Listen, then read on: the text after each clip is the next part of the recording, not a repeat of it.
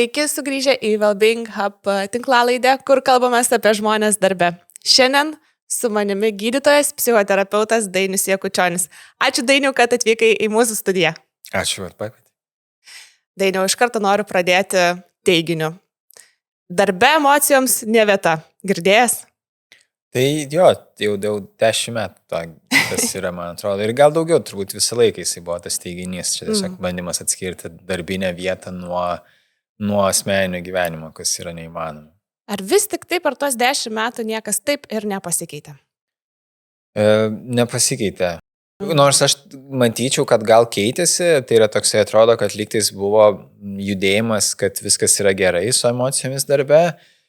Ir dabar porą metų stebiu, kad vėl kažkaip kitaip, išsivertė tas toksai truputėlį į tą tokį, kad jausis tik tai gerai. Kas parodo, kad tada irgi reiškia ne visom emocijom vieta ir mes priimam tik geras emocijas, o tada tas blogas emocijas kažkaip tai išmetam, nors nėra nei viena emocija gera ar bloga, bet taip tiesiog įsivaizduojam kažką tai vertindami ir interpretuojam. Tai toks gyvenimas. Aš girdžiu gan dažnai darbdavius dabar pašnekant apie tai, kad taip, vis tik tai tas emocinis fonas darbe yra svarbus ir jeigu darbuotojai laimingi, tai vadinasi organizacija irgi čia maždaug turėtų geriau sektis. Bet dabar su to laimės jausmu man visą laiką būna neaišku, o kaip suprasti, laimingi tie darbuotojai, nelaimingi darbuotojai, ar vis tik tai tiesiog eiti ir paklausti, kaip tu darbe jautiesi ir manyti, kad gausi tą vienareikšmiškai teisingą atsakymą ar abejoti. Ir vėl mes liekam tokiam nesusipratime. Tai tarsi būti laimingais darbe ir svarbu, bet ar mes tokie esam, neaišku. Ar yra šiai dienai būdas, kaip iš tikrųjų suprasti tą darbovietės emocinę sveikatą ir iš to bandyti padaryti kažkokias išvadas? Man irgi būtų įdomu sužinoti, ar yra toks būdas, nes aš nesu tame vadybos lygmenyje, kuriame labai domėčiausi tuo.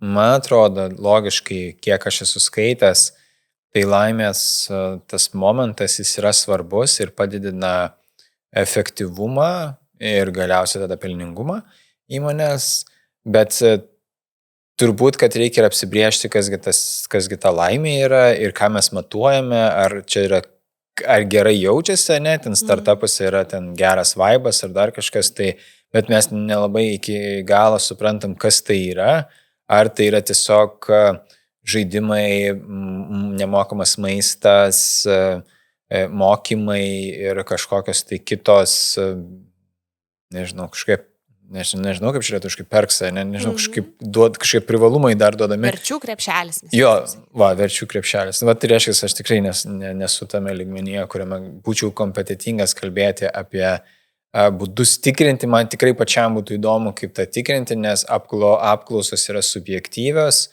ar tai yra 360 tyrimai, irgi klausimas, ar jie gali viską tą pasakyti, nes vėlgi žmogus yra subjektyvus. Kaip mes tikrinsim? Jeigu būtų kažkaip hormoniškai būtų galima tikrinti, galėtumėm, nežinau, iš šlapimo tyrimo, ten surinkinėti pastate, ir žiūrėti, kiek čia yra ten to hormono. Bet irgi, kol kas nėra tokio dalyko. Tai turbūt, kad lieka subjektyvus tas momentas ir apie tą savijautą kalbėti ir matyti tą laimę. Vėlgi yra tik tai subjektyvu ir labai. O tie visi tokie koreliaciniai tyrimai, kur sako, kaip mes jaučiamės ir tada koks yra efektyvumas, jie vėlgi yra koreliacija, nes nežinom, ar tikrai toks yra tikras, kaip čia, ar priklauso nuo to, kad žmonės gerai jaučiasi, ar tai yra tik tai šiaip sutapimas.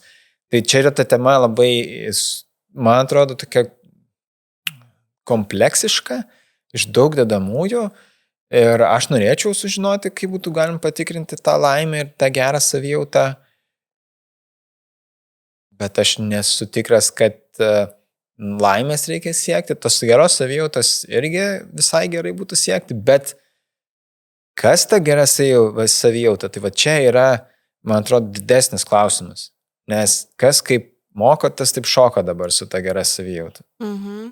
Aš visiškai su tavimi sutinku. Laimė tarsi yra kažkokia jau siekiamybė ir viršukalnė, bet iki to dar mes turim praeiti, pirmiausia, išsispręsti kažkokias tai emocinius sunkumus, kurie galbūt kyla ir tarp asmeniniuose santykiuose, arba tą patį nuovargio jausmą, arba ten kitą ir poliaus galą perdegimo, ar ne, tematiką organizacijose. Ir paskui tik tai jau kalbėti apie tai, kaip jau stiprinamės gerovę ir kad, ateityje galbūt mes tikėsimės, kad mūsų visi žmonės bus laimingi. Kas, greičiausiai, kad yra iliuzija. Ne? Aš nemanau, kad darbovietė turi iš vis kelti savo uždavinį, kad darbuotojas būtų laimingas, nes jeigu mes sakytum, kad darbuotojas turi būti laimingas, tai darbovietė turėtų tada pagal idėją kontroliuoti visus, kaip čia 24 valandas darbuotojo, ne? Nes kas dedasi naktį nežino darbdavys, ne? Nes ar darbuotojas gerai miega, tai nuo to ir gali priklausyti jo tas laimės pojūtis. Tada tarp asmeninius santykius už darbo ribų irgi reikėtų kontroliuoti, nes tu jeigu pyksasi su partneriu, tai čia darbdavys turėtų įsikišti, sakyti, negalima pyktis, tai kenkia laimiai. Čia yra, reiškia, kad tokia kaip utopija ir iliuzija, kurios mes nepasieksime, bet stengtis, kad žmogus gerai jaustųsi darbe, tai įmanoma, tik tai, kad nereikia keltis per didelių savo, man atrodo, uždavinių ir tikslų, nes čia, ar tu šiandien gerai jautiesi? Ką man įvardinti? Ar aš gerai jaučiuosi šiandien savo darbe, ar aš gerai jaučiuosi viduje? Gal aš darbe gerai jaučiuosi, bet viduje negerai jaučiuosi. Tai ką man to pasakytum? Apie ką atsakyti? O tu kaip psichoterapeutas, ar galėtum padėti darbdaviui, mūsų klausančiam, kažkaip tai suformuluoti tą emocinės gerovės tikslą organizacijai, kuris galėtų būti realistiškas, kažkaip pamatuojamas, pastebimas ir adekvatus, ne? Nes jeigu kalbam, kad laimė gal ne visiškai tai yra jau tas tiesiogiai pasiekiamas tikslas ir būtent darbdavio rankose, ar yra kažkoks, kuris galėtų būti 25 metų rezoliucija? Aš manau, kad yra ir turbūt tai vėlgi labai paprastai susijęs su, žiūrint žmogaus pozicijos, tai yra labiau susijęs su jo poreikiais ir tiesiog labai aiškus yra poreikiai ir suaugusio žmogaus poreikis yra ganėtinai paprastas, yra autonomija vienas iš tų dalykų, tai yra, kad aš galiu pats spręsti, kokiu būdu aš spręsiu problemas. Bet čia vėlgi atsiduriam tada truputėlį ir galbūt kartais kartų klausime, ar visos kartos tikrai nori patys spręsti ir kai kuriem reikia truputėlį pagalbos. Ir tada kai kuriem užtenka vieną kartą į metus pasikalbėti ir jis laisvai ten sprendžia savo dalykus, o kam reikia kas savaitinių arba vos ne kasdieninių kažkokių tai priminimų, kad o kaip tau sekasi, ką tu darai ir kur toliau link judėti. Bet aš sakyčiau, kad autonomija yra vienas iš tokių dalykų, tada yra saugumo jausmas, tai aš turėčiau jausis saugus ir tą darbdavys gali užtikrinti. Ir jis yra komandoje, mes turime jausis saugus, kad nebūtų mobbingo, kad nebūtų kažkokių, dar šalia tiesiog pavienių patyčių, fizinio jokio smurto ir taip toliau. Apie smurtą kalbant, kad nebūtų jokio smurto. Reiškia, aš jaučiuosi psichologiškai saugus, ir fiziškai saugus. Tai jeigu tą užtikrint gali darbdavys, ne, tada jis autonomiją irgi gali bandyti užtikrinti šitoj situacijai. Ir tada ir užtenka, nes kai aš pasakau psichologiškai saugi vieta, tai ten yra labai daug dedamųjų tada. Ir, tada galim sakyti, bet čia tik 2 dalykus pasakyti. Bet psichologiškai saugi darbo vieta reiškia, kad mes turime darbo vietą, kurioje yra pagarba, kurioje yra palaikymas, kurioje yra adekvatus ir pagarbus grįžtamasis ryšys, kritika yra konstruktyvi, nėra užsisėdimo kažkokių tai dėl asmeninių dalykų ir tuo pačiu čia yra tas saugumo, ne, autonomija, tai reiškia, kad aš kaip ir turiu palaikymą ten vadovo, bet aš galiu pats spręsti ten tos klausimus, kurie man iškyla ir vadovas palaiko mane, supranta tuo pačiu, kad jeigu aš jaučiuosi kažkaip tai ten per stipriai susijaudinęs dėl savo tikslų, tai tiesiog palaiko, bet nepadaro už mane. Tai būtų toksai auklėjimo, tas toksai jau momentas, kad čia kaip ir su vaikais, jeigu viską darysi už vaiką, tai vaikas bus nesavarankiškas, tai su darbuotojais irgi.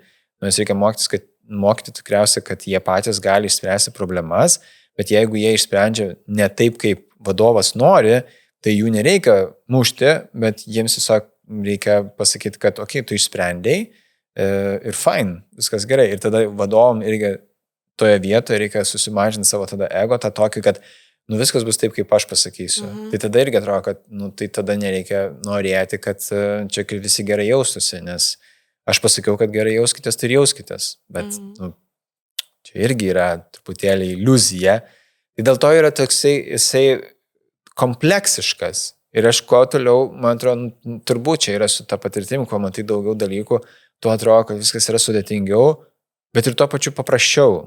Bet čia šiek tiek labai paprasta. Sukurkim saugią darbo vietą, leiskim žmonėms patiems spręsti problemas, iki to laiko atitinkamai į juos išmokė ir suteikė jiem tinkamų kompetencijų, nes turi būti adekvatu užduoties sunkumas ir kompetencijos. Jis turi eiti viens prie vieno, o ne tai, kad ten kompetencijos yra 0, o užduoties sunkumas yra 100. Tai tada ten tik tai panika vyksta ir tada žmogus nesusitvarko, o ten jau atsiranda visokie asmeniai, kažkokie tai, vadinkim, tokias žmogaus savybės asmenės ir kai kurie klausia ten 100 kartų, jau pradeda kitus erzinti, kodėl tiek daug kartų klausia. Kitis taigi niekart nieko neklausia, nes nenori pasirodinti kažkokie tai nemokšas. Ir abiejais atvejais kaip ir problema. Tai būtų gerai, kad klausų tiek, kiek reikia, kad galėtų išmokti, bet taipogi prisimtų patys atsakomybę, kartais nuspręsti kažkokius dalykus, patys padaryti ir tiesiog pamatyti pasiekmes tada patys. Ir matyti, kad pasiekmes buvo geras, gerai, aš galiu, reiškia, toliau daryti. Tai toks momentas į du man susideda, tiesiog psichologinis saugumas ir autonomija, aš kažkaip sakyčiau, kad pakankamai gerai tada žmonės jaustusi. O visi kita yra tiesiog papildomos tos vertės, kurios faina turėti, bet jeigu neturėsiu, tai nieko tokio, nes atlygis ir saugumas ir autonomija mane vers gerai jausis ten, kur aš esu, autonomija vers norėti galbūt tobulėti toliau, nes aš tiesiog galiu. Tai tie jausmai pagal žmogaus poreikius čia yra nelabai ir sudėtinga. Mhm. 2 žodžiai, bet juose telpa tiek daug. Iš tikrųjų, klausausi tavęs ir tikrai ypatingai, kalbant apie psichologinį saugumą, atrodo, ateina labai daug minčių ir kad psichologiniam saugume yra labai svarbu tas abiejų šalių dalyvavimas tiek vadovo, tiek darbuotojo, bet tuo pat metu darbuotojo tas jautimas saugiai pasakyti, ką jisai galvoja, pasakyti tos savo poreikius, nes vadovas neperskaitys minčių ir nesuprasi, jisai čia ir neteisingai tas užduotis formuluoja, duoda neteisingai ir kuo matyti tas atstumas tarp to, ką darbuotojas pasako ir to, ką jisai galvoja, yra mažesnis, tuo yra saugesnė ta aplinka psichologiškai. Taip. Man atrodo, čia turbūt aš kiek girdžiu iš pacientų vis dar yra tas pats, kad bijoma pasakyti, kaip yra, arba kur yra ta tiesa, arba kaip jautiesi, kaip jautiesi ne tai, kad iš savo emocinio pasaulio kaip jautiesi, bet kaip darbo vietoje jautiesi. Yra tas kažkoks, kas bus, jeigu aš tai pasakysiu. Tai ar ten ką pagalvos, arba tai čia mane dabar dar kažkaip nuvertins.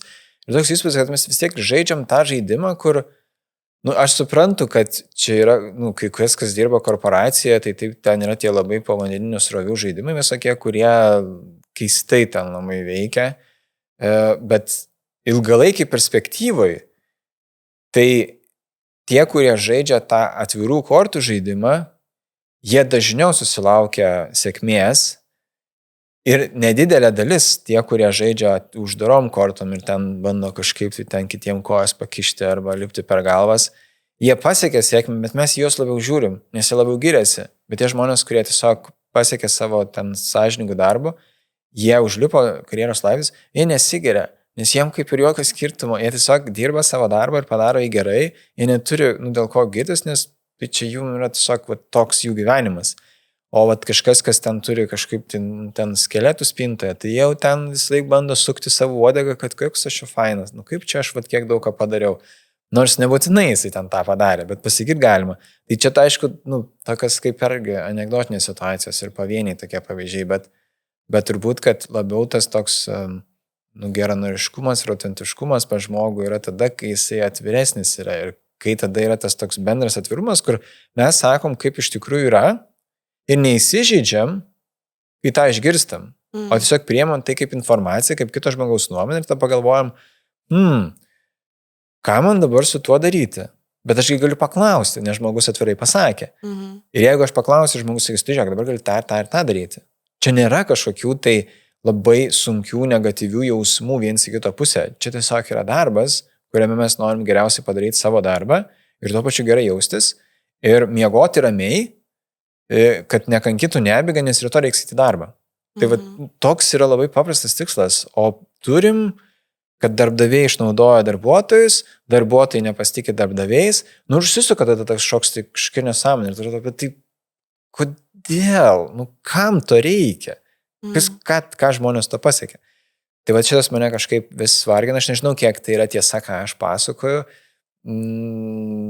bet vis, kai ateina žmonės, vis man papasako, aš galvoju, tai negi nepasikeičia kažkas. Nes aš vis karts nuo karto ateina žmonės iš korporatyvo ir aš vis paklausiu, kaip ten, taip ir taip. Tu kaip tu turėtų keistis jau kažkaip, tai mesgi čia vakarietiškėjama, ten tos demokratinės vertybės, startuoliai lietuviški, jau atrodo čia su visais tais liberaliom idėjom, kurie turėtų versti ten žmonės gerai jausis aplinkui. Kaip čia nesikeičia vis dar ta dalis? Čia tik mano spėjimas ir visiškai prielaida, aš galiu būti absoliučiai neteisi, bet man tikrai nuoširdžiai kartais atrodo, kad darbdaviai, vadovai ir tame tarpe ir darbuotojai išmokę jau yra tam tikrų savokų, kalbančių apie emocinę sveikatą, tam tikrų terminų, kuriais jie pradeda manipuliuoti, juos vartoti, iki galo nesuprasdami, ką ten jie reiškia, arba nepraktikuodami per elgesį. Ir tada ir gaunasi, kad tarsi kažkoks žinių lygis yra, tas žinių sluoksnis yra pasiektas su edukavimu, kalbėjimu apie tai ir mes jau esame atviresni ir liberalesni, bent jau taip atrodo, toks įspūdis susidaro, nes mes kalbam tom savokom, bet tada, kai mes kalbam, o ką tu darai, kad tu jaustumės iš tikrųjų geriau darbe, kiek tu adresuoji, kiek tu kalbėsi apie tai su savo vadovu ir panašiai, tada gaunasi, kad ne, o kam to reikia. Ir tada užsivelia ta senoji mokykla. Jo, tai tas... Ir čia turbūt išplaukia kitas mano klausimas tau, nes aš iš tikrųjų nuoširdžiai esu dilemoje, kai pati dirbu ir konsultuoju vadovus ir tema pakrypsta apie perdegimą ir perdegimo valdymo organizacijose. Ir darbdaviai šitoje vietoje yra tikrai labai smarkiai pasimetę, dėl to, kad tas perdegimas dabar atrodo visur. Buvo ilgesnė diena darbe, nepaėjo porą projektų, kas atsitiko, aš perdegusi grįžau namo, ar ne, atsikėliau perdegusi ir taip toliau. Aš taip labai šaržuoti apie tai šneku, bet iš tikrųjų mes labai kartais net nepagalvojam, o ką iš ties reiškia tas perdegimas ir tapatinam jį tiesiog su nuovargiu. Ir tai labai glumina darbdavius. Jie kreipiasi su problema, kad pas mus yra perdegusi komanda, žmonės skundžiasi, kad jie yra perdegę, o iš tikrųjų supranti, kad ten yra dabar tiesiog kurį laiką tiesiog buvo didesnis krūvis, jie daugiau mažiau funkcionuoja ten gerai, darbus pasidaro, tiesiog skundžiasi. Bet o kaip darbdaviui nepaslysti? Ar egzistuoja kažkokie unikalūs signalai, kurie padeda atskirti perdegimo nuo nuovargio? Ir apskritai galbūt reikia reaguoti jau bet kuriuo atveju ir darbdaviui susijimti ir kažkaip tai keisti darbo krūvį ar ten, percepciją organizacijoje darbuotojų darbo krūvį? Čia vėlgi aš girdžiu, tai ką tu sakai, ir man irgi toks pats būna momentas, kad tikrai apie perdegimą atrodo daug kalbam ir tikrai ne tose įstaigose, kur yra tas perdegimas, nes ten, kur yra tas perdegimas, ten nieks nedrįsta apie tai kalbėti, nes tiesiog nežinotų, ką daryti su tais darbuotojais, nes tiesiog jie perdegė. Čia kaip su medikais, su socialiniais darbuotojais, mokytojais. Ir taip trūksta. Ir ką darys? Ką padaryti? Nieko negali padaryti. Tiesiog jų trūksta ir negali iš kažkur dar gauti. Ir jie perdegė yra. Jie tikrai perdegė, tas perdegimo lygis yra ganėtinai didelis. Gydytojų lygiai tikrai didelis yra. Bet tada kalbant apie korporatyvus ir tada yra situacija, ne didesnės įmonės, mažesnės įmonės. Kaip atskirti, ar žmogus ten padirbęs ilgesnį laiką, net nežinau, kiek tas ilgesnis laikas, kada žmogus pradeda galvoti, kad jis jau perdegė, nes jisai galbūt tiesiog iš tikrųjų tik tai pavargo. Jisai pavargo ir tai yra labai normalu pavargti. Aš turiu, pavyzdžiui, rudenį visą laiką jis yra intensyvesnis ir aš jau pavargęs. Aš jaučiuosi dabar jau pavargęs ir laukiu, kada turėsiu atostogų savaitę, tada bus kalėdos, tada vėl dar vieną savaitę bus tokia. Ir jau aš jau kaip ir galėsiu visus, kad gal ir palisėjau. Bet aš sakau, kad aš perdegęs. Ne, bet tiesiog, nes tai nėra tie požymiai. Tai tokie klasikiniai požymiai, sunku atskirti darbdaviams tą, nes jiems reikia labai tada atidžiai stebėti ir tik tai vienas galbūt momentas ten pasistebė. Bet tai yra vėlgi emocinis išsekimas, tai toks emocinis išsekimas. Nėra tai, kad nuovargis toksai būtų fizinis, bet tai jau yra toks emocinis išsekimas, kurio metu žmogus nebenori eiti darbą, nes jiems sunku labai keltis ryte, jis atidėlioja tą kilimąsi, jisai nenori galbūt užmigti, nes jeigu užmigsto darytas atsiras anksčiau ir tada toksai ir nemigos atsiranda. daug labai mąstymo apie tą darbą, taipogi yra rezultatų mažėjimas, atrodo, žmogus dirba, jis atrodo daug laiko praleidžia darbe, bet rezultatai nepanašus į tai, kad žmogus prieš tai dirba. Ir taipogi yra kita dalis, tai yra toksai vadinamas atsiribojimas arba cinizmo atsiradimas. Tai yra, kai žmogus pasidaro ciniškas, jisai nebendrauja su kolegomis, jis nori atsiriboti. Tai yra apsauginis mechanizmas vis dėlto tas ciniškumas. Visi požymiai, perdegimai iš dalies yra apsauginiai, nes tai tiesiog signalas, kad reikia kažką daryti. Bet žmogus pasidaro labiau toksai negatyvus, jisai kolegas galbūt kartais įžeidinėja sarkastiškai, o galbūt kolegų dar leidžia savo įžeidinėti, bet su klientais tada kažkaip grubiai elgiasi, atsiriboja, nori nebeiti jokius susitikimus su savo kolegomis, nes tiesiog, kam reikia dabar eiti su jais, nes ir taip jau yra sunku. Tai šitie 3 tokie yra pagrindiniai didžiausi tokie požymiai. Dabar darbdaviai, kaip tai sugalvoti ir kaip jam tą išsimatuoti, yra ganėtinai sudėtinga, nes jis gali matuoti rezultatą, bet tas rezultatas irgi, jeigu dirbi prie staklių, tai yra vienas. Bet jeigu tai yra daugiau protinis darbas, tai yra visai kas kita. Ten labai sudėtinga pamatuoti tą rezultatą, kiek ten, ar jeigu jis ten turi sugalvoti, kaip išspręs problemą, tai ar jis sugalvos per valandą, ar jis sugalvos per dieną. Mes nežinom, kaip yra, ne? Tai standartiškai tik pats žmogus iš dalies gali pastebėti tą.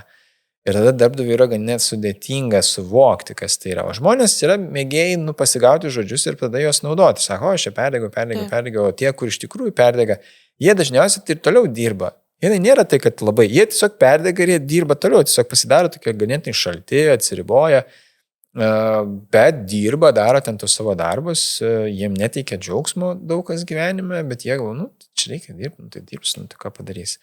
Ir kol jie nepažįsta, nepripažįsta arba nepamato, kad su manim kažkas jau yra negerai. Kažkaip anksčiau teikė man džiaugsmą gyvenime, kažkas tai, o dabar nieks neteikia. Tai čia jau yra toksai susirūpinimą keliantis momentas, nes tą apatiją po to tikrai sunku grįžti į tą džiaugsmą, nes jeigu taip žiūrėti į tą literatūrą, tai vėlgi tas atsistatymas po perdegimo jis yra ilgas.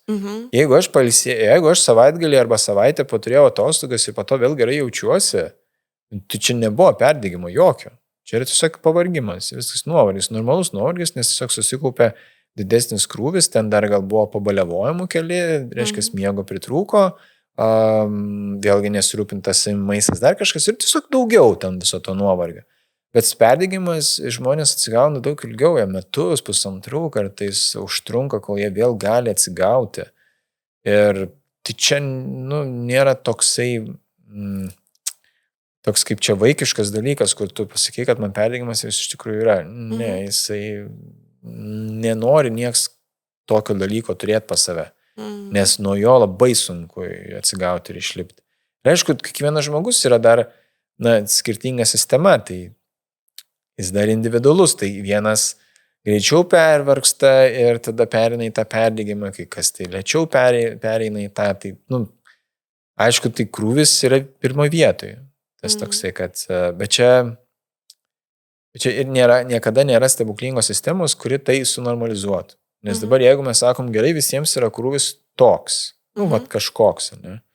Tai tada atsiras taip, kad dalis iš jų slekins, ne? Reiškia, kad nieko neveiks, bimbam, nes jiem yra per lengva. Jiem per mažas krūvis. O kam bus normalus krūvis. Jei padidinsim krūvį, tai tam, kas prieš tai ten bimbam ėjo, tai jisai jau sakys, normalus, gerai, galim dirbti, nėra kada atsipalaiduoti. Bet tam, kuriam jau yra čia per stiprus, jis jau, ne, aš negaliu, aš nespėjau, čia man neišeina, nes kiekvienas yra skirtingas, bet jeigu mes kiekvienam žmogui individualiai krūvį padarysim ir mes matuosim tą kažkokį rezultatą, tai kažkas, kas dirba daugiau, sakys, o kodėl aš gaunu tiek pat, kiek ir jis, bet aš dirbu daugiau ir padarau daug daugiau ir man niekaip už tai nekompensuojama. Tai kaip čia taip yra? Tai čia nėra, tokios, aš galvoju, viskas yra, jeigu mes pagal tą darbo krūvį ir pagal darbo nudirbtus rezultatus kompensuosime atitinkamai, tada galbūt bus tobula sistema. Bet taigi darbdaviui tai tas kainuos daugiau. Taip. Kita vertus, tai tie rezultatą generuojantis darbuotojai galintys dirbti tam didesniam krūvį ir jaustis gerai ir generuoja dažniausiai didesnį tą Taip. dramblio dalį, kitaip tariant. Taip. Čia mes labai jau taip įžengėme tą organizacijų psichologų galvos skausmo erdvę. Jo, bet aš tai tik iš šono stebiu, aš tai nesu su to viduje nesu, bet man taip mastosi tiesiog. Aš nežinau, ar teisingai, aišku, čia dar mastosi. Nes... Visiškai teisingai, tu labai teisingai kryptim nuvedė į mus, kalbant apie tai, kiek išties darbdaviui atsiranda galvos skausmo, tai kaip išties užtikrinti prevenciją, perdegimo, galų gale, kad ir to paties nuovargio, neikime ekstremumą. Kalbėkime apie tai, kad pats pavargęs darbuotojas jis vis tiek yra neproduktyvus. Ne tiek produktyvus, kiek galėtų būti pailsėjęs ir ne tiek efektyvus.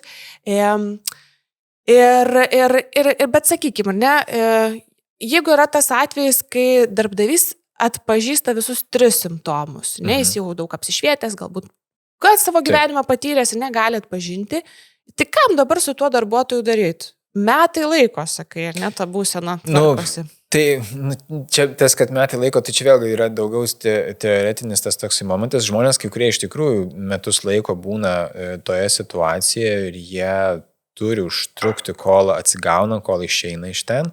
Skandinavai tiesiog turi kompensacijos sistemą, jie turi tą vadinkim nedarbingumą, kur tiek Norvegija, man atrodo, tiek Švedija turi ir Danai, man atrodo, irgi turi tiesiog dėl perdegimo gali metus žmogus nedirbti laisvai, kol jis atsigaus. Ir tada ten yra visa sistema, ten yra fizinis, psichologinis tas dalykas. Tai ką gali darbdavys padaryti, Lietuvoje nėra ką labai galim padaryti. Galima išleisti atostogų, ne, bet kiek galim išleisti mokamų atostogų. Kiek priklauso? Jo, kiek priklauso. Ir viskas. Galim išleisti nemokamų. Darbdavys geras, gali sakyti, gerai, mes tave galim išleisti nemokamų. O tai ką darbuotojui daryti, jeigu jisai yra, pavyzdžiui, vienas šeimoje nešėjęs pinigų, arba jis didesnę dalį neša, o staiga jie pasiėmė paskolą ir jis dabar dirba tam, kad tą paskolą pasiimtų, pradinį nešas taupytų, dabar pasiėmė paskolą ir dabar jisai perdegė. Jis dabar tipo išeis atostogų, tai viskas gerai, kol atostogų, bet tada jisai, kaip ir dar nespės atsigauti, bet jis tada nemokamų negali eiti, nes reikės mokėti paskolą ir nebus iš ko. Tai va čia yra, va tas, kai mes dirbam su kiekvienu konkrečiu žmogumi, ten yra labai skirtingos situacijos. Nes jeigu žmogus turi pagalbę, jisai gali sakyti, okay, mano sveikata yra svarbesnė ir aš dabar panaudosiu savo ten finansinę pagalbę tam, kad aš ramiai padėčiau savo reabilituotis ir grįžti ir su darbdaviu susitariu, kad man jis duos nemokamų atostogų ir mes tada kažkokiu būdu. Ar darbdavys jisai turi kažkokią fondą, kuriame jisai irgi gali dalinai finansuoti kažkokias tai ar ten konsultacijas, ar kažkokias tai mini reabilitacijos galimybės, tokias, kur taip holistiškai pasižiūrėtų, ko neturime taip Lietuvoje iki galo taip stipriai išvystytų dalykų, bet kai kurios klinikos viena tos kažką tokio siūlo. Tai ar jis tai pasielgs, čia irgi klausimas. Čia nuo jo tik tai priklauso, bet jisai degins pinigus, nes nėra žmogaus, kuris uždirba. Ir čia yra tas toks kompleksas, kur tai ką daryti? Ir nėra atsakymo tokio, aiškaus visiems tinkamo, nes yra kiekvienas darbuotojas labai skirtingas, kiekvienas darbdavys yra skirtingas. Ir tarpusavį jie turi atrasti geriausią kompromisą, nes ten konsensuso nerasim. Nes vienoje vietoje darbdavys kenties, kitoje vietoje darbuotojas kenties. Ne dėl to, kad jisai, net jeigu darbdavys leistų jam nedirbti, jis negalės nedirbti. Nes ką jisai, ta prasme, darys, jam reikia pinigų išgyvenimui, jis neturi jų, darbdavys negali mokėti daugiau, nes tai kaip ir, jeigu nėra tokio fondo, nežinau, ten galbūt kai kurie ten, nežinau, darbdaviai turi sukūrę fondą perdegusiems, kuriem išleidžia ten su minimumu vis dar išgyventi, bet vis tiek dar atostogavo, bet su minimumu. Nes čia sakom, čia perdegusiem, mes kalti, kad biškai perdega žmogus, tai mes duosim jam kažkiek. Bet čia būtų utopija ir tada turi darbdavys prisimti atsakomybę. Iš vienos pusės tai yra jo atsakomybė, iš kitos pusės ir darbuotojo atsakomybė. Jeigu viskas būtų kaip ir gerai visoje tos srityje kalbėjimėsi, tai tada to nebūtų įvykę.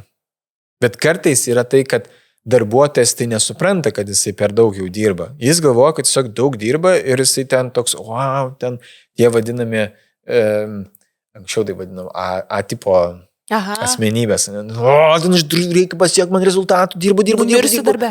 Jo, mane galės išnešti tiesiog iš darbo. Bet tai jiems ir netrodo, kad jie perdegė. Man čia susikauptų. Ir kai ateina pas psichoterapeutą, sako, man reikia, kad aš daugiau energijos turėčiau, man čia kažkas negerai, bet padarykit, kad daugiau energijos būtų. Aš nieko nedarysiu, bet jūs padarykit. Tai toje situacijoje vėlgi, tai ir darbuotojas turi prisimti atsakomybės, kad jo resursai yra riboti. Ir kai kurie žmonės nori pasiekti daugiau ir didesnį rezultatą su savo ribotais resursais, ko neįmanoma. Mes galim pasiekti tiek, kiek galim pasiekti. Per patirtį mes galim išmokti pasiekti daugiau, bet vadinasi, kad mes išmokstam protingiau naudoti resursus. Tai viskas yra ok, jeigu mes tai išmokstam, bet jeigu neišmokstam, tai tada mes nepasieksim ten daugiau su mažiau resursų, nes jie vis laik apsi, jeigu dar aš vis laik dirbu ir pervargstu ir neturiu hobių, nepailsiu, neišsimiegu normaliai, ten dar alkoholis rutiniškai įeina kažkur, tada išsimuša iš to tokio miego ritmo, žmogus toksai kaip zombis vaikšto, kas čia vyksta su juo, ką jis veikia dabar gyvenime. Ir darys tokį vietą irgi nelabai ką gali padaryti. Jis gali pakonsultuoti, nežinau, paklausti, bet tik nuo darbuotojo priklausys, ar atsakys darbdaviui. Tai čia toks, sakau, jeigu mes atvirom kortom visi žaistumėm, ne, tada viskas būtų gerai. Darbdavys atvirom kortom sako, žiūrėk, rezultatai yra tokie, tavo geriausi rezultatai. Bet, jei taip varysi, mirsi. Mes nenorim, kad darbė kas nors mirtų. Tai susimažink rezultatus, viskas yra gerai, nereikia, tikrai tau tiek, bet darbuotojas sako, ne, man reikia pradinį įnašą čia dabar surinkti ir man reikia. Tai dar jis gali kažkaip kalbėti, pažiūrim, ne, kiek, nes mums svarbu, kad tu būtum mūsų darbuotojai. Mums nereikia, kad tu perdegtum, išeitum ir kažkur patokio turi ieškotum, mes norim tai išlaikyti. Tai darbuotojų išlaikymas yra visiems labai svarbus šiais laikais. Tai va tas bandymas atrasti kažkokį tai vieną komponentus, kuriame pasitarimas, tai ir bus tiesiog kiekvieno individualaus atveju aptarimas, ne tas toksai bendras. Nes jisai duoda tokį bendrą, nežinau, aš kažkada turėjau, kadangi kortizolis yra išlapimo tyriamas, ne, aš turėjau tokią fiks idėją, tirkim pastato šitą vandens kokybę, ne, nuotekų, tiesiog matuokim kortizolio. Jis greit labai skyla, tai ten yra sudėtinga matuoti, bet vis tiek tiesiog matuokim, matysim, kiek yra to kortizolio, pagal tai galėsim spręsti, kiek čia jie galbūt yra stresuoti. Bet, čia tokia labai jau fiks idėja. Man, žinai, mestelėjai, man atrodo, kažkam gerą verslo idėją. Kažkaip neatsiras dabar tik tai koks nors kortizolio lygio matuoklis organizacijoms. Jo, toksai ant nuotikų toksai filtras yra. Gaunam kortizolį. Taip.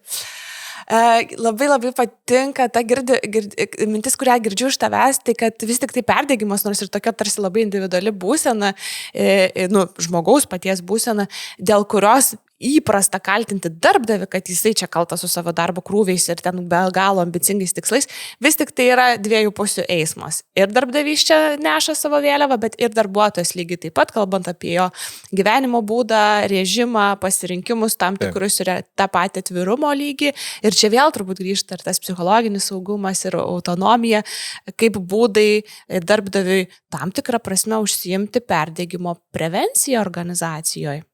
Jo, bet čia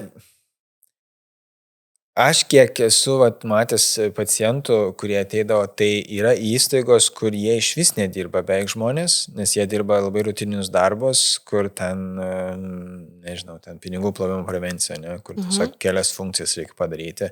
Ir jie gali per dieną 3-4 padaryti tiek, kiek jiems reikia. Ir kitą likusią darbo dienos dalį nieko neveikia. Ir tai yra baisu, nes realiai, jeigu žmogus nežino, ką darys su savo laiku, jam yra baisu labai. Bet turim kitą kategoriją startupai kažkokie tai, kur reikia atiduoti daug valandų. Jeigu esi įkūrėjas, tai kaip ir logiškai supranti, kad turėsi atiduoti daug valandų. Bet jeigu tu prisijungi ir iš tavęs prašo labai daug valandų, tu sakai, bet kodėl? Aš čia tiesiog man darbas, aš nenoriu tiek daug valandų dirbti. Bet čia startupas, reikia degti idėją ir toks bandymas uždegti.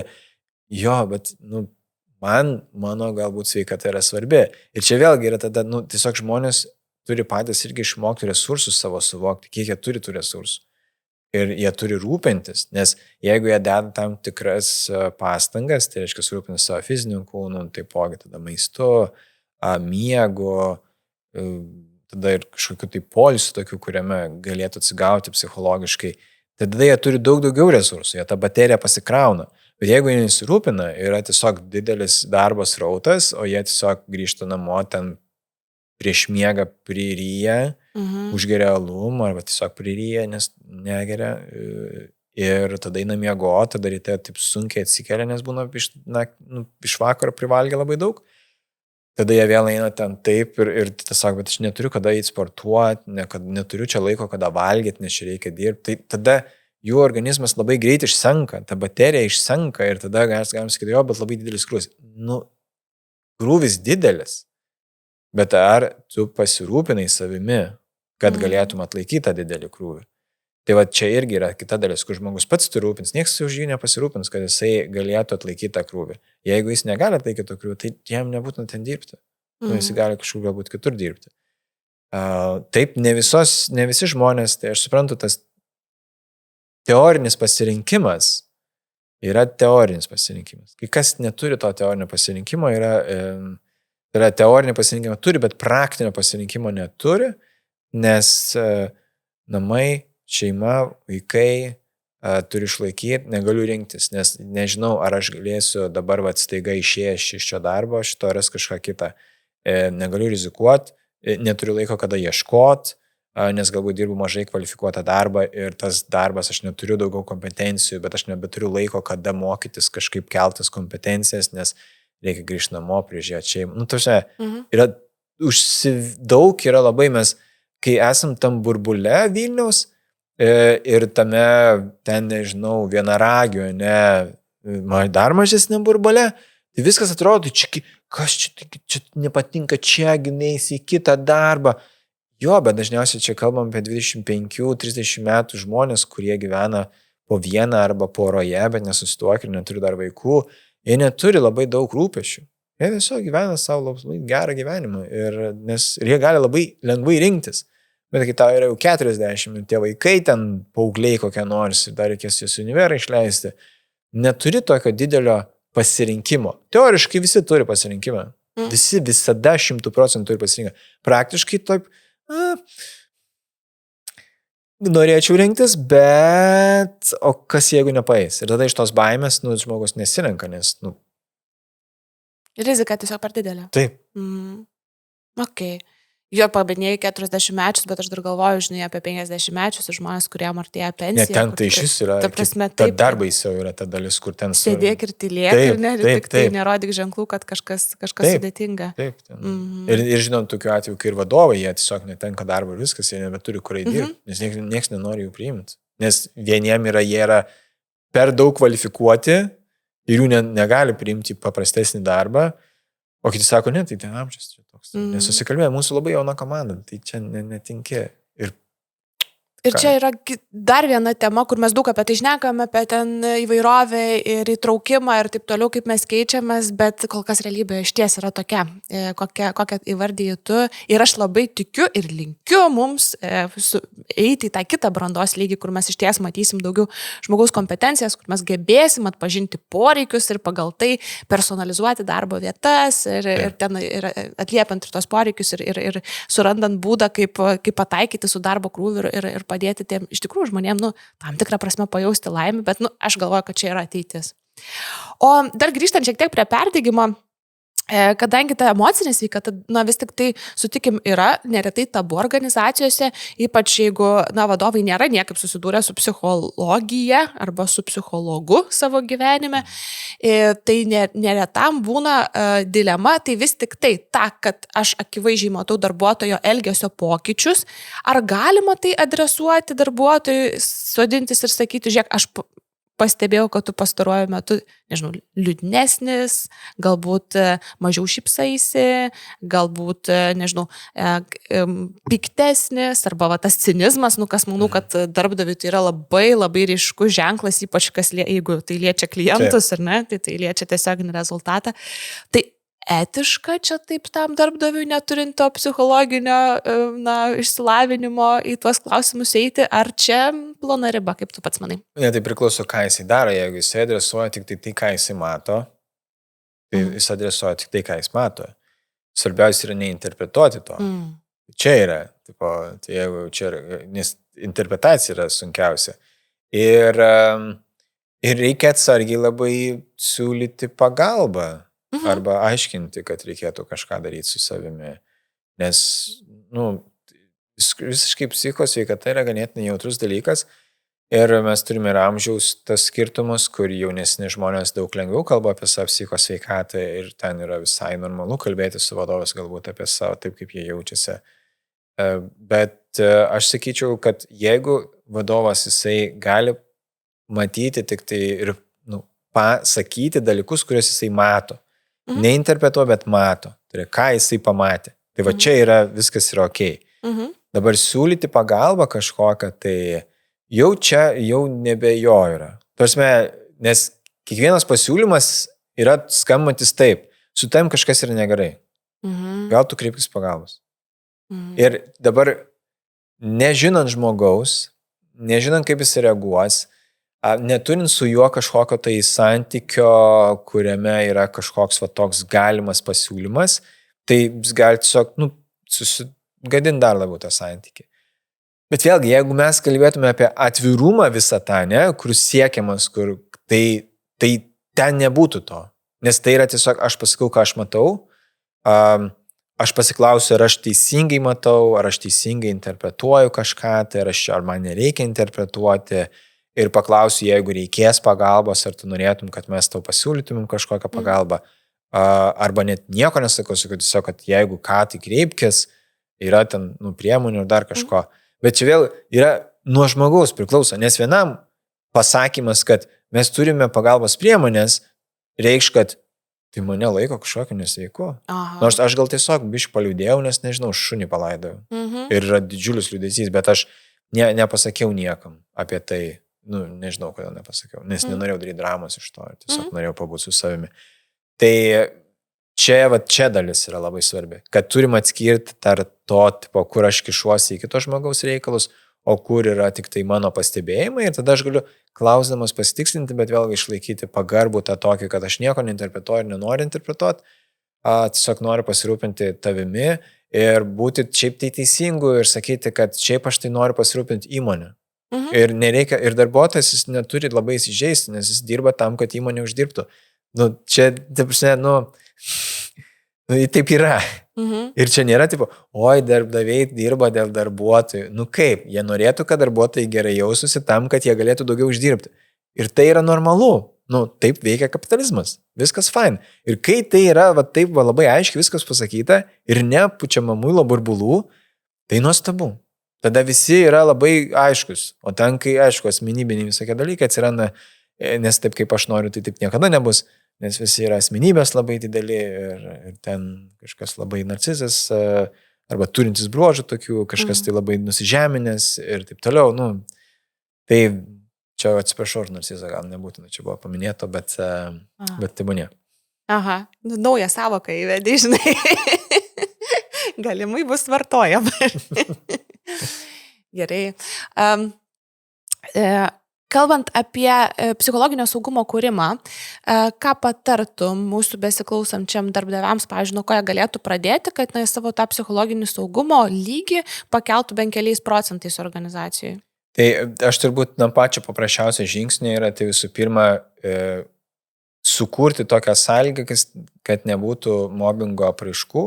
Tai teoriškai rekomenduojama vengti, ne tai, kad vengti konfliktų, bet stebėti konfliktus, kaip jie keičiasi, kad jie neužsitęstų ir nepataptų lėtiniai, nes iš lėtinių konfliktų atsiranda tada nuoskaudos ir iš nuoskaudos atsiranda tada bandymai visai kažkaip tai atsigroti ir ten jau atsiranda patyčios ir kažkas blogai jaučiasi ir panašiai. Tai kad tas būtų stebimas, netoleruoti jokių būdų, jokių patyčių, jokio kitokio psichologinio ar kažkokio kitokio smurto ir tai labai atvirai deklaruoti ir pasiekmes turi būti ganėtinai griežtos, kad tiesiog visi žinotų, kaip ten yra, kad niekam nekiltų noras tą daryti ir tiesiog stebėti tą aplinką ir kištis ir sakyti, kad mes taip nedarom ir taip neturi būti. Ir tai ne visose įmonėse bus įmanoma padaryti ir čia nereikia to norėti, kad tai bus, nes kai kuriuose įmonėse ta jėga ir psichologinis smurtas yra antiek įsigalėję, nes tiesiog sako, kad kitaip nesupranta tie darbuotojai. Bet darbuotojai turbūt kitaip nesupranta dėl to, kad su jais nieks kitaip ir nebendravo. Nebandė kitaip. Jo, ir tada reiškia, jūs toliau tęskit savo ten tą įsivaizdavimą, kaip bendravot. Tai šitoj vietoj pirmą išvengti visų tų. Tai kai jau išvengima, jau yra labai gerai. Nes iškas visi ateina jau be streso, kad reikia stebėti aplinką, ar net ten ar iš kampo kas nors neiššoks ir nepradės ten ant manęs rėkti kažkaip. Tai dėl kažko, ko aš ten padariau ar nepadariau. Nes jeigu aš ir suklydau, tai gerai galim pasakyti, kad suklydau, nebūtų ant manęs rėkti. Tai va tie dalykai yra pirmą, juos reikia stebėti ir netoleruoti, o jau toliau ten atsiranda visi kiti tokie, kur tik prideda kažkiek. Nes tas, kas prideda, tai vis tiek tai yra atvirumas, pasitikėjimas, turi pasitikėti vadovu. Tai čia, jeigu nepasitikė vadovu, tai vadinasi, kažkas ten vyksta, ne taip, kažkas apkalbas nešio reiškia apie vadovą, nors vadovas yra geras ir juo, jis galvoja, kad juo galim pasitikėti, bet staiga kažkaip darbuotojai nepasitikė. Tai arba vadovas save baudinėja, arba yra kažkoks šešėlinis valdovas, kuris ten nešioja paskalas ir kuria kažkokią tai šešėlinę vyriausybę įmonės viduje dar papildomai. Ar sutiktum su mintimi, kad psichologinio saugumo klimatas labai smarkiai susijęs su paties vadovo elgsena? Kitaip tariant, jeigu mes tikimės iš darbuotojų atvirumo, mes kaip vadovai patys turėtume būti atviri.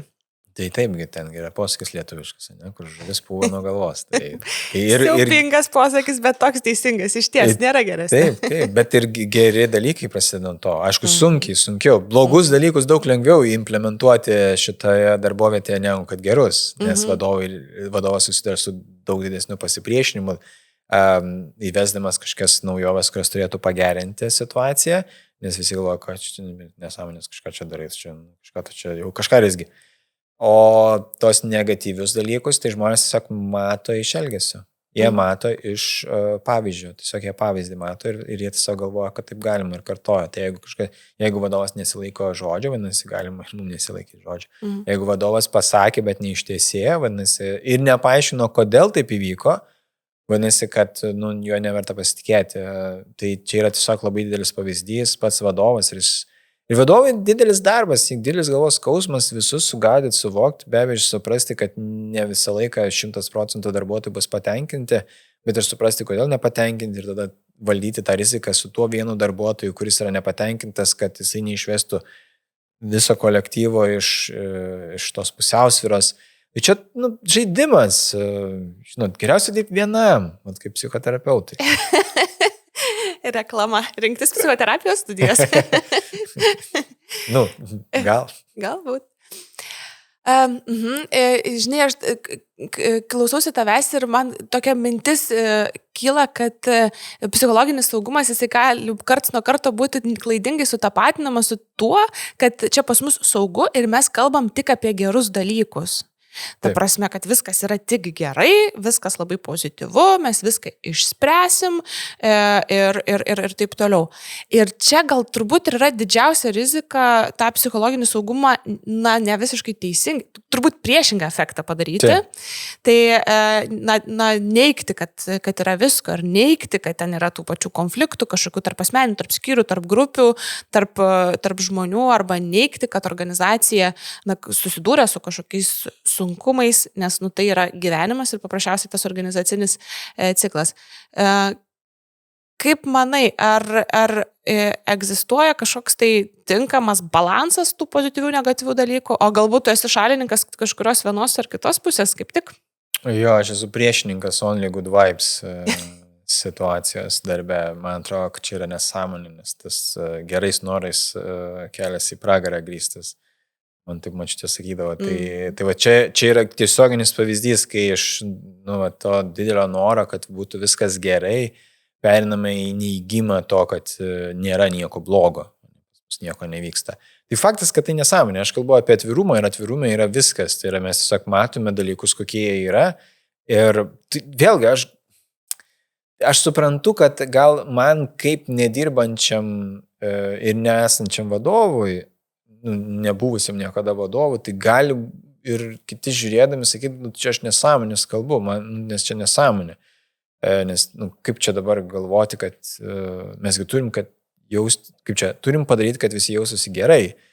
Tai taip, mes turim, bet ne per neigimą, bet per daugiau tokį prieimimą, kad visko yra. Ir mes visi stengiamės ir bandom išsiaiškinti, padėti vieni kitiems. Ir priimti tai, kad visokių yra emocijų ir malonių ir nemalonių.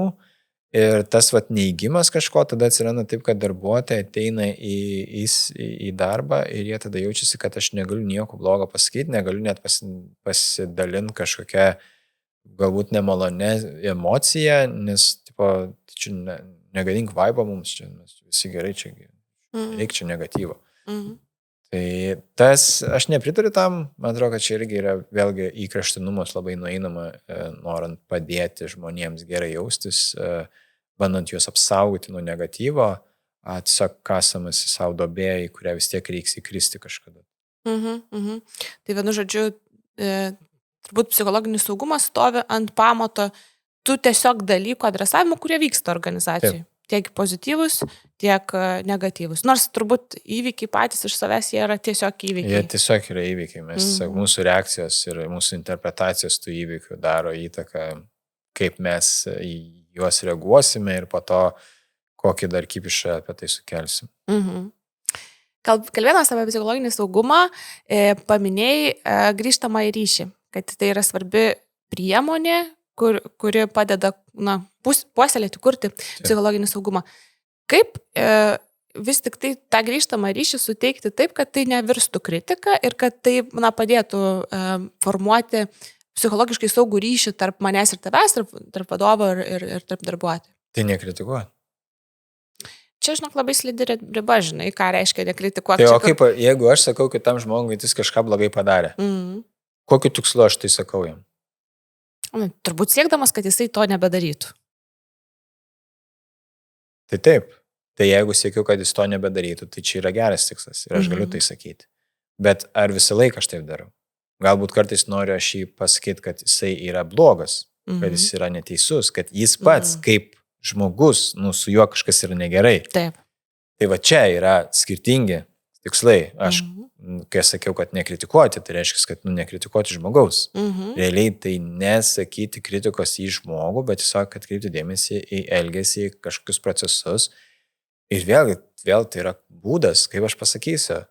Jeigu aš pasakysiu kažkokiu tonu ten labai, intensyviu, pakeltų tonų, su emocijomis, ten akis pavartysiu taip, arba ten kažkaip tai mano veidas atrodo, kad čia tu tave sukišiu į žemę, kad tu tai padarėjai. Tai visa tai bus kritika, tai bus nekonstruktyvi. Tai mes aišku kalbam apie konstruktyvę kritiką čia tik tai, nes nekonstruktyvi kritika iš vis išmesta iš šito pokalbio, nes jos neturi būti.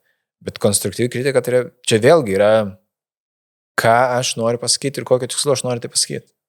Ar aš noriu žmogų įžeisti, pažeminti, ar aš noriu tiesiog pasakyti, kad, taip, kaip jisai tai padarė, mums netinka.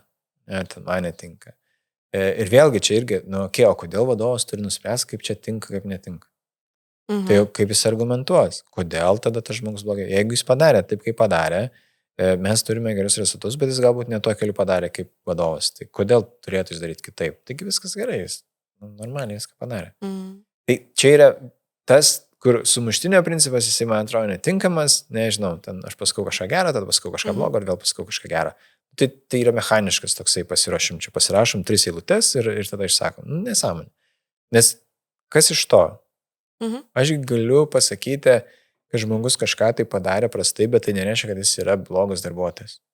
Tai kažkokiu, jeigu aš, aišku, čia yra kitas dalykas, yra tarp pagyros, paskatinimo ir kritikos balansas. Jeigu aš niekada negyriau žmogaus, tai bet kuri kritika bus jo kaip ir toksai nepažeminimas, bet jis blogai jausis dėl to. Ar tai reiškia, kad aš norėjau, kad jis blogai jausis? Ne, nenorėjau, bet žmogus galbūt yra jautresnis ir dabar čia pasakyti kažką. Ne viskas priklausys nuo vadovo, tai aš galiu pasakyti labai konstruktyvią kritiką, bet žmogus tiesiog interpretuos ją kaip tai va, aš nieko nemoku, tai man čia visai, kad blogai padariau, nieko neišeina. Ir interpretacija daugiau apie tai, kad vat vien tik dėl to, kad man pasakė bet kokią kritiką, aš esu blogas. Nors vadovas kalba apie konkrečius veiksmus, kurie buvo padaryti ir viskas. Tai ne apie patį žmogų kaip asmenybę. Tai čia yra interpretacija ir man atrodo, iš tų interpretacijų mes turim truputėlį per daug. Aišku, tai, tai ta interpretacija ne iš niekur atsiranda, jinai atsiranda vis dėlto iš vaikystės, dėl to, kaip ten buvo auklėjimas vaikas, kaip jisai buvo giriamas arba negiriamas, kaip jis buvo kritikuojamas, kiek jis buvo kritikuojamas, tas, kas labai buvo kritikuojamas, tai viena vertus jisai užsiaugino labai storą odą ir galbūt jo nieks dabar suaugusiam nebeveikia, bet kitu atveju gali būti kaip tik labai stipriai veikia ir bet kokia kritika iš karto jį grąžina į tą vaikystę ir jis vėl jaučiasi kaip, ten, nežinau, antrokas gavęs ten 5 iš matematikos kontrolinių, kur mama sureikšmina, kaip mano sūnus gavo 5 antroj klasiai. Kaip pažymių net nerašo. Tai mes visai galim skirtingai reaguoti į tą situaciją. Ir aš manau, kad jeigu vadovas turi intenciją tiesiog pasakyti ir tikslą turi pagerinti tam žmogui gyvenimą, tai jis mokės pasakyti tai, ką jis nori pasakyti. Bet jeigu jis pasimeta, tai aš nežinau, kaip čia sakyti, nes jeigu čia pasakyti, tai vat reikia ir pagalvoti, o tai kokia mano intencija yra? Ar aš noriu jam pagadinti gyvenimą, ar aš noriu jam palengvinti gyvenimą? Ir tada nereik mėtytis. Ir reikia išbūti su diskomfortu, kai kitas žmogus pradeda prastai jausis dėl to, kad išgirdo kritiką ir tada pasakyti, žiūrėk, bet tai yra tik tai apie tavo kažkokį padarytą veiksmą. Tavo visas kitas darbas yra puikus. Ir čia ne dėl to, kad aš noriu čia numuilinti, ne kažką, bet aš tikrai taip manau. Ir kai aš pasakau tada konkrečius pavyzdžius, ką tas žmogus gerą yra padaręs, tai tada reiškia, kad aš žinau, ką jis gerą padarė. O net kaip dėmesį tik, ką jis blogą padarė. Tai čia kita problema yra.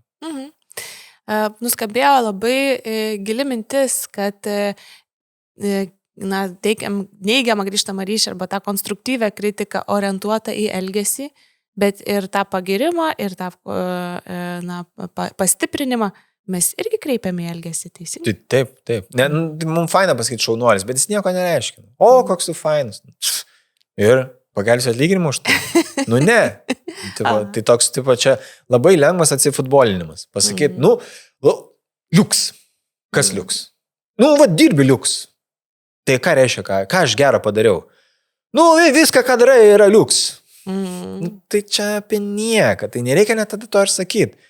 Aišku, čia suprantu, kad, kiek komandai žmonių yra ir kas ten turi sakyti, ne, jeigu ten vienas žmogus komandai, tai yra lengva, nes matai visą laiką, jeigu ten yra 50 žmonių komandai, dabar imk ir susek visus. Aš nežinau, kokio dydžio komandos gali būti ir kiek vadovas gali turėti maksimalų skaičių žmonių, kuris jisai stebi, bet kuo didesnis skaičių žmonių, tuo jam yra sunkiau suprasti ir pamatyti visus ir kažkas gali slekinti, prisimti nuopelnus kitų, o kažkas dirbti nuoširdžiai, bet turėti tylų labai balsą ir neturėti labai tokios savivertės, kur pasakyti, šitas tai meluoja, nes nenori susipykti. Ir vėl mes turim tada uždaras kortas, nieks nemato, kaip kas žaidžia ir ką dabar. Asmenybės yra, tokie bruožai žmonių yra, tokios patirtis ir prisidirbam visokių konfliktų, problemų, ten, kurių galbūt net nėra ir nebuvo.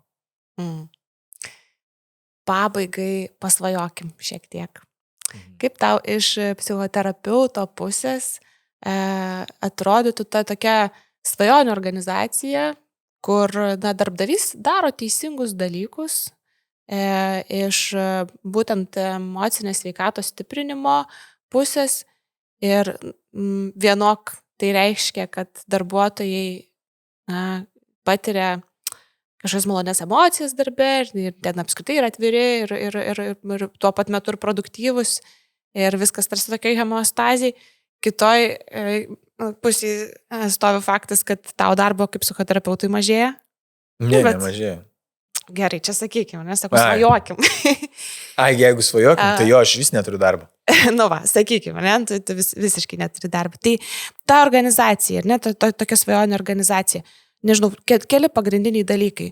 Ir apibendrinant, matyti mūsų pokalbį, ką jinai turi turėti, kad jinai artėtų, nors kiek labiau tos svajonės, kad psichoterapeutai turės mažiau darbo ateityje. Oi, tai jie dėl įmonių, tai jie ne tiek ir daug turi ten tą darbą. Iš tikrųjų, dėl asmeninių santykių dažniausiai mes turim darbą, o ne dėl įmonių. Bet dėl įmonių, jeigu taip žiūrėti, aš giliai nieko nesuprantu šitose situacijose. Aš žiūriu iš šono ir nesu ten ekspertas kažkoks, tai man atrodo, ne kaip iš tos pozicijos žiūrint, kaip iš neeksperto pusės, svajonė ta tokia būtų, kad mes, kai ateinam į darbo vietą, tai mes ateinam atviri ir darbdavys irgi tiksliai aiškiai pasako, ko jisai iš mūsų tikisi. Jisai nebando numuilinti kažkokių tai nemalonių dalykų, kurie ten vyksta, bet aš taipogi kaip darbuotojas, aš irgi lygiai taip pat neišsigastu, kai darbdavys man tą sako, aš tiesiog išgirstu, priimu, kad tai yra apie mano darbą, ne apie mane, čia jau didelis labai yra dalykas. Lygiai taip pat man yra suteikiamas toksai kompetencijų didėjimas su užduočių sunkėjimu, kažkaip tai yra suskaičiuojama, kad kada man užduotis sunkėja, stebint mano kompetencijas, tos kompetencijos galbūt dirbtinio intelekto stebimas automatiškai, nereikia niekaip ten įvertinti žmogiškojo faktorius ir netgi labai tiksliai stebi, man tai labai nepastebimai sunkėja užduotis ir aš vis geresnį pajuntu pasitenkinimą ir aš jau geriau jaučiuosi, nes aš jaučiu pasitenkinimą dėl to, kad aš daugiau padarau. O tai, kad aš ten geriau jaučiuosi darbo vietoje, tai turbūt užtenka, kad mes visi vieni kitus tiesiog gerbtumėm. Mums nereikia vienas kito mėgti labai stipriai, užtenka gerbti ir neišsidirbinėti ir to užteks. Čia nėra labai kažko daug. Nėra daug, bet tuo pat metu dar kol kas tai yra svajonių tam tikram lygmenį, todėl labai linkiu, kad tos svajonės pildytųsi. Ir kad iš šito pokalbio tą darbdaviai išsineštų tas pagrindinės idėjas apie autonomiją, psichologinį saugumą, apie perdegimo prevenciją, apie atvirą pokalbį su savo darbuotojais ir kad jo nereikia bijoti, kad tam pokalbį reikia pasiruošti, kalbėti apie elgesį, nedaryti interpretacijų ir nekviesti būti darbuotoją atviru, bet ir darbuotojus labai noriu šitoje vietoje pakviesti suklusti pačiai pabaigai, kad atsakomybė yra ir jų rankose. Ir tai irgi yra apie autonomiją galų gale. Taip. Tai, Dainiau, ačiū tau labai už šiandienos mūsų pokalbį, buvo be galo įdomu bendrauti, diskutuoti su tavimi apie šitą jautrią ir įdomią temą, emocinę sveikatą. O mūsų klausytojams dėkoju už dėmesį ir pasimatysim kitose Wellbeing Hub epizoduose. Ačiū. Ačiū.